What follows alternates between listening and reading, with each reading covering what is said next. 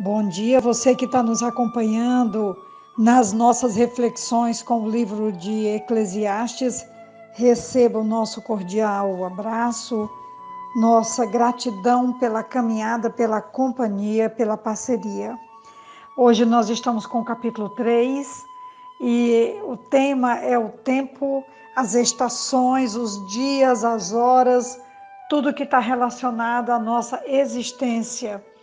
E ele então começa no capítulo 3, versículo 1, e ele diz: para tudo há uma ocasião certa, há um tempo certo para cada propósito debaixo do céu.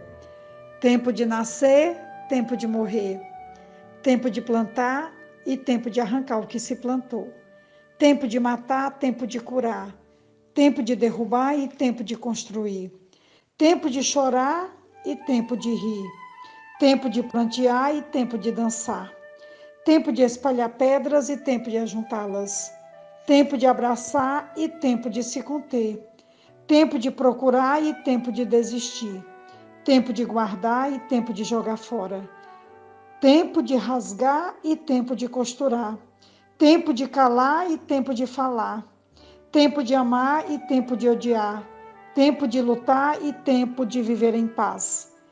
O que ganha o trabalhador com todo o seu esforço? Tenho visto o fardo que Deus impôs aos homens. Ele fez tudo apropriado ao seu tempo.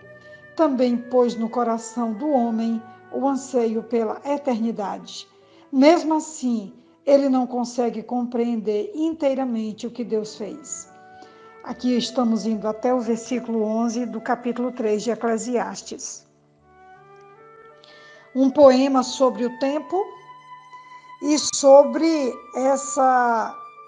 essas estações que nós passamos e que tantas vezes não conseguimos compreender no nosso dia a dia como administrar cada tempo, cada estação, cada momento que nós vivemos e que também estamos interagindo e também sendo tantas vezes alcançados e desafiados pela relação que existe entre nós e as pessoas que convivem com a gente, ou o ambiente no qual nós estamos inseridos. Muitas vezes estamos ocupando espaços, estamos tendo uma participação tão efetiva, seja na família ou na comunidade, seja a comunidade política ou a comunidade religiosa ou a comunidade social a qual nós pertencemos. E esses tempos eles vão se evidenciando, e eu diria que ao longo de toda a minha caminhada, já quase 6 décadas, eu tenho visto uma grande insatisfação, no geral, com a forma como as pessoas vivem e também como elas lidam com esses tempos e também com as estações, né? Nós sabemos que temos 4 estações, nem todas as regiões têm 4 estações, mas elas existem. A estação da chuva, uma estação mais pesada, muito mais perigosa, muito mais tenebrosa. A estação do calor, né, que brilha, mas pesa por causa do seu calor intenso. Tem a estação da primavera, com suas flores, com seu perfume, com seu encanto.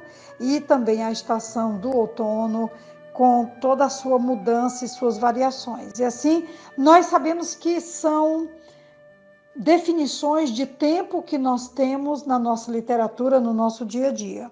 E nós temos também uma palavra extraordinária para tempo, que é o tempo Kairos, que é o tempo da oportunidade de Deus, que é o tempo que Deus trabalha e que é exatamente o tempo em que as coisas acontecem, porque é no tempo de Deus que Ele trabalha e não no tempo que nós somos dirigidos pelo relógio, que é o tempo Cronos. E eu diria que entender e poder se situar dentro desses tempos e ter um coração sábio, ser uma pessoa sábia, acolhendo os devidos tempos, né?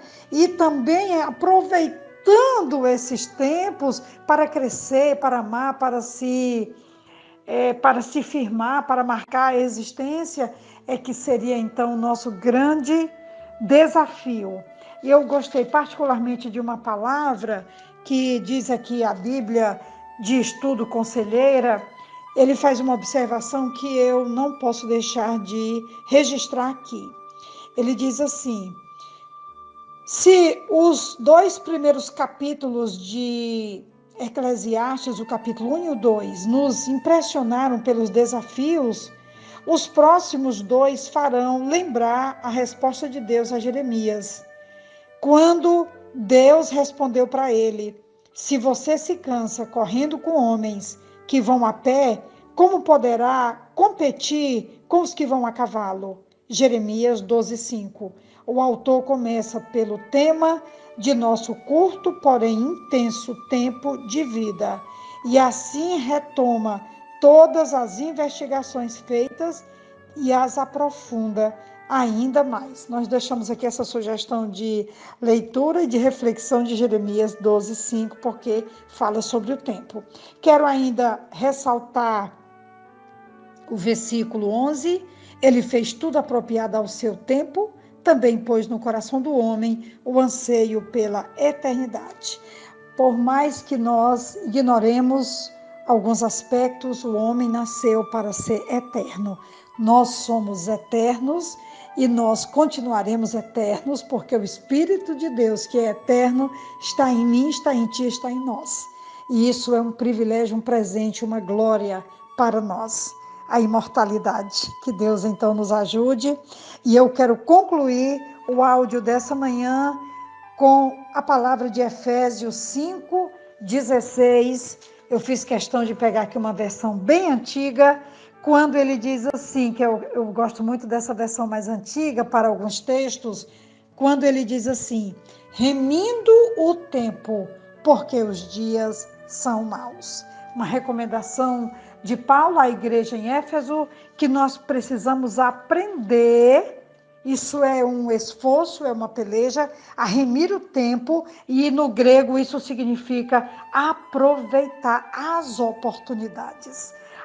Oportunidades para praticar o amor, o perdão, abandonar pecados, avançar em sabedoria de vida e marcar definitivamente a nossa sabedoria com o lidar do tempo da nossa existência, do nosso dia a dia. Que Deus nos ajude nesse desafio. Quem vos fala é a pastora Betinha, da Igreja Batista Esperança, e eu compartilho contigo o tema da minha vida, o tempo. Um abraço.